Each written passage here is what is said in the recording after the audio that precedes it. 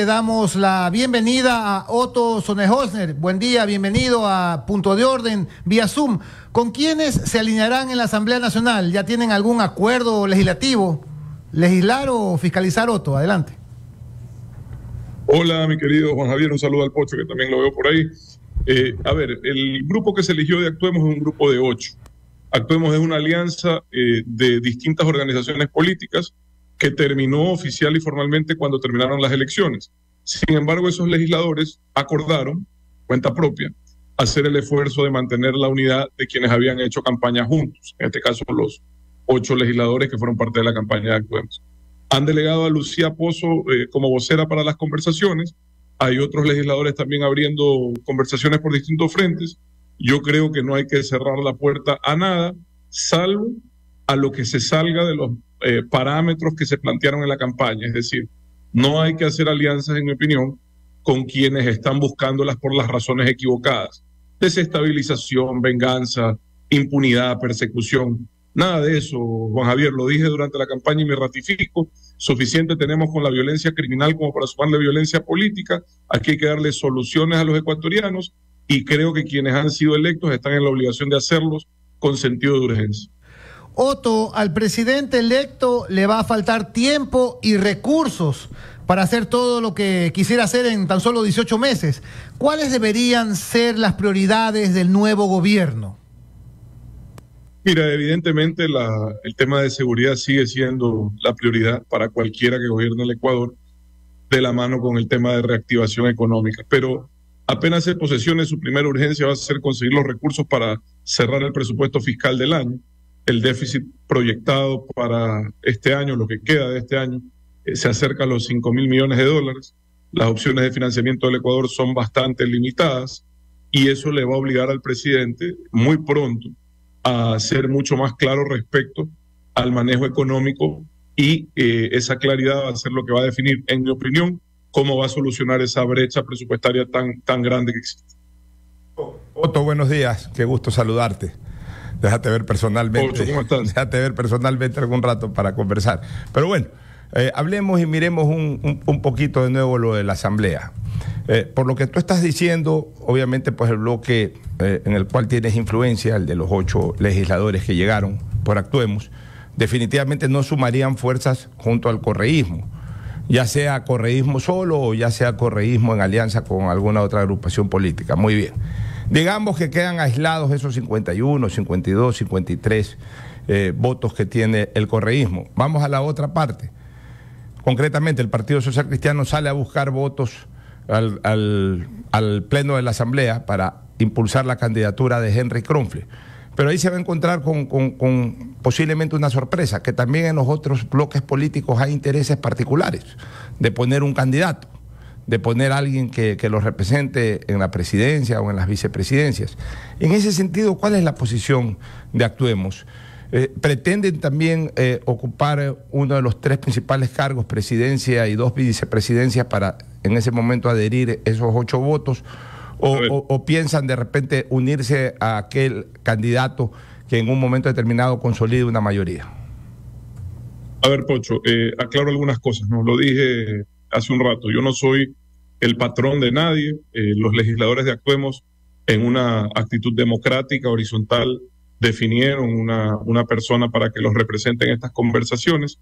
Insisto, no hay que cerrarle las puertas a nadie. Sin embargo, creo que el señor Correa tuvo, no sé si un arrebato de sinceridad, al menos por lo menos fue frontal, y dejó claras cuáles son las intenciones de su bloque legislativo y de su proyecto político. En lo personal no las comparto, Pocho, y pocas veces he tenido coincidencias. En todo caso, si hay que votar por algo en conjunto, por las razones correctas, enhorabuena. Pero si esos acuerdos son por los motivos equivocados y lo que van a causar es más daño, más caos, no me gustaría que quienes fueron parte de nuestra campaña sean parte de eso, en lo personal. Ahora, cada quien decide. De lo que entiendo, Pocho, el Partido Social Cristiano ha estado liderando una alianza con ADN y con el correísmo. Y hasta ahora, tú sabes que tú has sido legislador y tú sabes que esto es hasta el último minuto, pero hasta ahora parece que por allá van los tiros, si se quiere hablar de mayorías. Y ellos son por sí solos más de 70, si no me equivoco. De hecho, ADN ha ido sumando algunos independientes y ha ido sumando otros legisladores y debe de estar ya por los 20 o 22 legisladores. Entonces, realmente aquí depende de los legisladores que se eligieron en Actuemos si están interesados en ser parte de una mayoría o si más bien van a priorizar tener una agenda clara de proyectos, más allá de si eres parte de una mayoría o no, de proyectos que impulsamos durante la campaña, que es lo que yo aspiro. Aspiraría que más bien se priorice el impulso a los proyectos de los que hablamos durante la campaña. Otto, buenos días, te saluda Pamela Aguirre. Una pregunta a propósito de lo que estás señalando de la agenda legislativa. ¿Cuál sería esa agenda legislativa que pues a este grupo de asambleístas les gustaría priorizar de cara también a un posible contienda electoral? Porque sabemos que efectivamente esta asamblea será una asamblea típica, pero también será una asamblea que trate de impulsar a sus candidatos o que trate de posicionarse. ¿Cuál será esa agenda legislativa para, inclusive dentro del debate público, tener claro cuáles son las necesidades y las preferencias que están planteando los legisladores dentro de este debate parlamentario?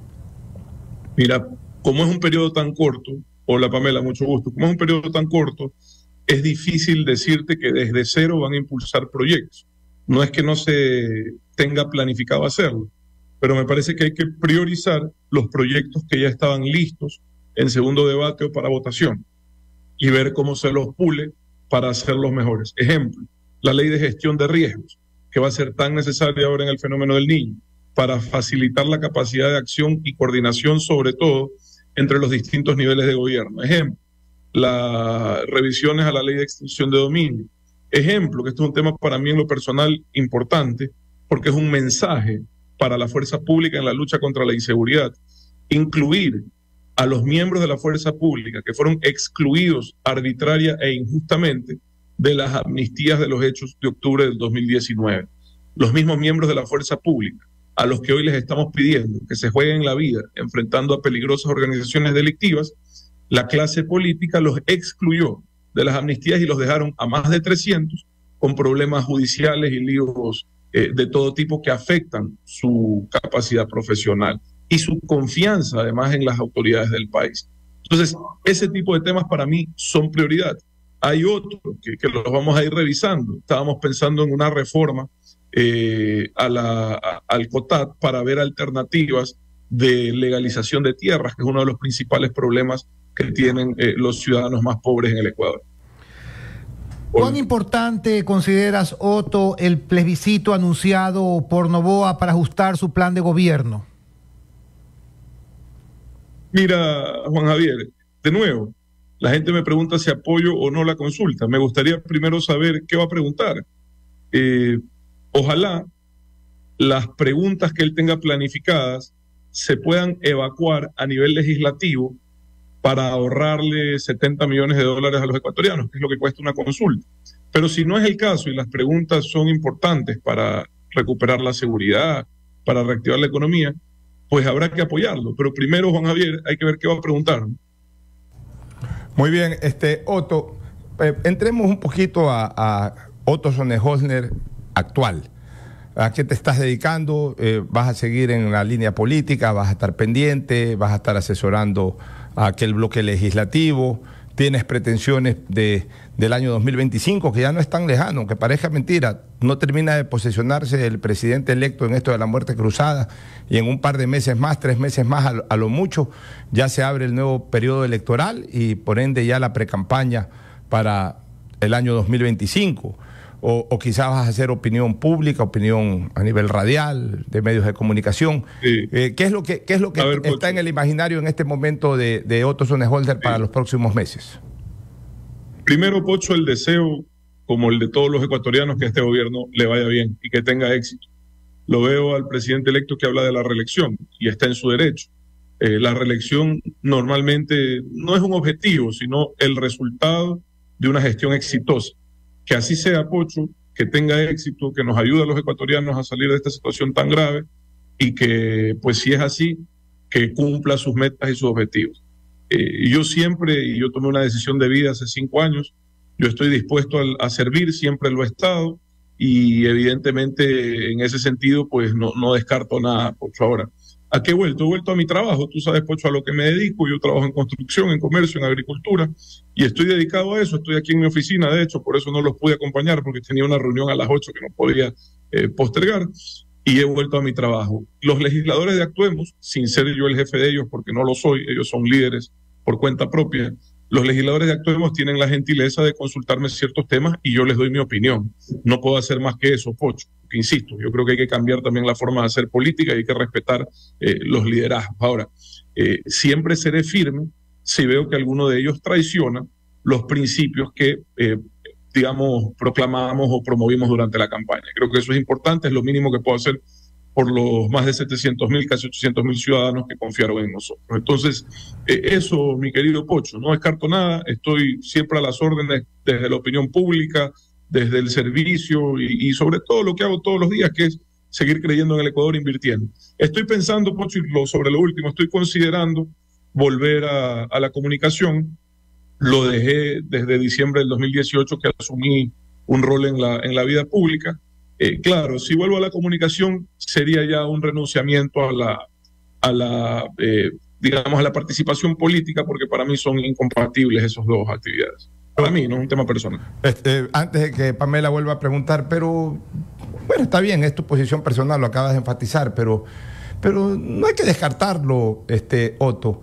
Decía nuestro viejo y querido amigo que tú tanto apreciabas y yo también, maestro de la radiodifusión, Rafael Guerrero Valenzuela, que en su momento era hombre de opinión, pero también cumplió varias funciones públicas. Decía, el periodista tiene que ser preparado para ser yunque y para ser martillo. Así que no sé hasta qué punto puede ser incompatible. Por el contrario, estás actualizado, todos los días opinando y listo para en cualquier momento servir a la colectividad. Pamela. Y sobre todo en contacto con la gente que este maravilloso medio te permite. Otto, siguiendo con esta línea de, bueno, y cuál es el futuro de Otto Sonnenholzner políticamente, ¿cuál es el rol que va a cumplir dentro de esta lógica de formación de nuevos partidos? Y uno de los grandes problemas que hemos tenido en el país es precisamente la falta de partidos políticos sólidos, la falta de líderes que hayan surgido del trabajo en estos partidos políticos. ¿Cuál es el rol que van a tener ustedes y cuál es tu rol que va a darse en este campo que es tan poco visibilizado, tan necesario, pero que sigue siendo abandonado? Y por eso de vez en cuando tenemos que mirar, por ejemplo, a personas que tienen que asumir cargos públicos, estamos buscando de personas que no han tenido una experiencia o una vida de servicio público. Es una gran pregunta, porque uno de los principales problemas es que realmente no hay organización política en el país. Lo que hay son membretes o maquinarias electorales. Entonces se acaban las campañas y cierran la tienda. Yo siempre, no de ahora, he trabajado mucho en formación de jóvenes, doy charlas con frecuencia, seminarios, en liderazgo, en administración pública, en economía, y lo hago a través de instituciones pedagógicas, de fundaciones, de academia, claro. Yo no tengo o no soy parte de ninguna organización política. De hecho, la Alianza Actuemos, te decía, se disuelve formalmente y cada partido vuelve a sus estructuras y a su trabajo político de forma independiente. Pero sí creo que hay que seguir fortaleciendo los esfuerzos en formación política y sobre todo ir recuperando el prestigio de una actividad que es tan importante para poder llevar adelante el resto de cosas en el Ecuador, que es la administración pública y la política. Están desprestigiados. No me imagino las dificultades que está teniendo en este momento el presidente para completar su equipo. Está a escasas 2 semanas de posesionarse y todavía no creo que ha terminado de nombrar ni el 15 o 20% de su gabinete, porque la mayoría de las personas, desgraciadamente, si bien es cierto, quieren a su país y quieren que salga adelante, no están dispuestos a exponerse a los ataques, a los riesgos, a los peligros que conlleva la administración pública a ese nivel, lamentablemente. Eso hay que cambiarlo. Otto, precisamente mi siguiente inquietud va en torno al gabinete ministerial. ¿Qué impresión te ha causado la decisión del presidente de incorporar a su gabinete gente joven, preparada, pero sin experiencia? Mira, yo creo que todo en la vida es un equilibrio, Juan Javier, y tú me conoces. Si algo creo que soy es equilibrado y creo que nunca hay que menospreciar la experiencia. Luego, hay que cuidar frases que son quizás muy vendedoras y muy tajantes, pero que después terminan siendo contradicciones. Eso de que no voy a poner a nadie que haya estado en otro gobierno. Eso suena bien y la gente dice por fin gente nueva, pero es prácticamente imposible. De hecho, la gran mayoría de personas que han nombrado, o muchos de ellos, tienen experiencia en gobiernos anteriores, y eso no es malo per se. A mí me criticaron mucho por la elección de mi binomio, que había sido funcionaria en un gobierno anterior.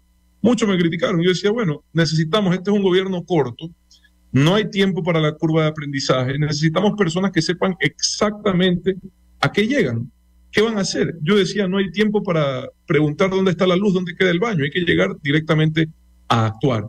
Y en ese sentido, creo que siempre es bueno esa combinación de experiencia con juventud, esa paridad de género también creo que ha sido un bonito mensaje, que yo lo hubiese buscado también, y no puedo hacer más que desearles éxito. Creo que las credenciales académicas de quienes ha presentado hasta ahora son interesantes, pero insisto, y por experiencia personal, eso no es lo único ni necesariamente lo más importante para el éxito en una gestión. El liderazgo en lo público es distinto que en lo privado, la toma de decisiones es distinta que en lo privado, la ejecución de acciones es distinta que en lo privado, y por eso la experiencia en lo público vale mucho a la hora de armar un equipo. Finalmente, Otto, y sobre este tema, yo le he llamado a este grupo de personas que ha nombrado ya el presidente electo Daniel Noboa, les he llamado gabinete sub-20, no porque tengan menos de 20 años, pero un poco para parafrasear un término. En la analogía futbolística. En la analogía futbolística, claro, jóvenes sin mayor experiencia en primera todavía, es decir, a nivel de administración pública. Pero también he señalado una cosa, Otto, es lo que quiso el pueblo. Atención, o sea, el pueblo manda mensajes.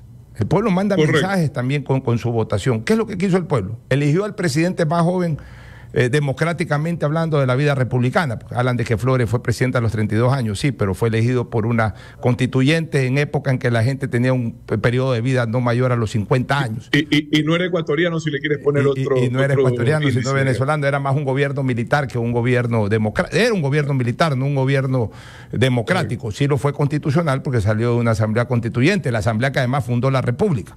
Pero Daniel Noboa ya desde la vida democrática, es decir, desde que el pueblo toma las decisiones, ha sido el presidente más joven. Entonces, ese es un mensaje, ¿no? Al presidente más joven, bueno, lo que el pueblo ha dicho, ahora quiero que nos gobiernen los jóvenes. Y si los jóvenes, en su gran mayoría, no quiere decir con esto que es prohibido que alguien de 45 o 50 años sea parte del gobierno, no, seguramente habrá más de uno. Pero si finalmente los jóvenes cambian la fórmula del destino de este país a buena hora, y si no, ya el pueblo lo interpretará y a lo mejor pensará de manera distinta en las próximas elecciones. O sea, también hay que comenzar a leer los mensajes de la población en las urnas electorales, Otto. Ocho, 100% de acuerdo contigo. Y el mensaje ha sido claro. Yo fui vicepresidente a los 35 años y mucha gente criticó mi juventud. Y tú me dijiste una frase, Pocho, conversamos y no me puedo olvidar, y no en el entorno de la vicepresidencia, sino antes por otro tema. Tú me dijiste, Pocho, y mira, ahí en el tenis club, si no me equivoco, me dijiste que la experiencia no era un tema de edad, sino de trayectoria, ¿verdad? Y eso para mí ha sido determinante en mi vida, eso, porque es verdad. Al final siempre digo yo, que te juzguen según tu trayectoria, tu capacidad y tus resultados, ¿verdad? Entonces eso es lo que hay que valorar de esos jóvenes que se han sumado al equipo del presidente Noboa. Y luego, Pocho, lo que sí digo es tampoco hay que satanizar ni la edad ni la experiencia. Y por último, la juventud no es una virtud, y siempre lo digo, es una oportunidad. La oportunidad de hacer las cosas distintas, de hacerlas mejor. Porque ya hemos tenido liderazgos jóvenes en el Ecuador. Quizás no a nivel de presidencia de la República, pero sí en otros espacios. Y desgraciadamente en muchos de esos casos lo único que han hecho es defraudar, porque han continuado con las mismas viejas y malas prácticas en la política y la administración pública. Si es que ser joven no es un cambio de visión, no sirve de nada. Y lo que aspiro y espero es que sea lo primero, un cambio de visión, una perspectiva distinta, que nos aleje de las viejas y malas prácticas. Otto Sonnehorsner, gracias por atender nuestras inquietudes periodísticas. Buenos días.